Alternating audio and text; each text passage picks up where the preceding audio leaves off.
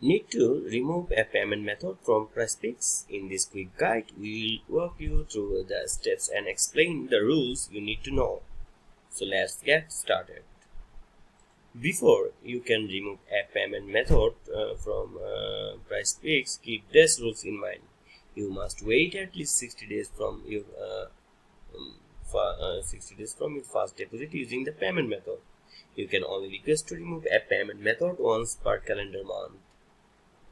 You cannot remove more than 5 payment methods within a 12 month period. PayPal accounts cannot be removed for security reasons. To remove a payment method, follow these steps.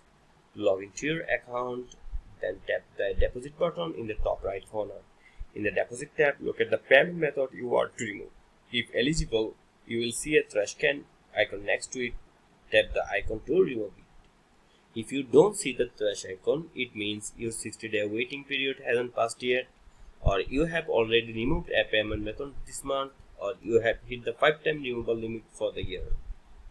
If you still need help, reach out to Prizepicks support and go to the help center in the app or visit their website to submit a request. And that's how you can remove a payment method on Prizepicks. If this video helped, don't forget to like, subscribe and share. Thank you for watching.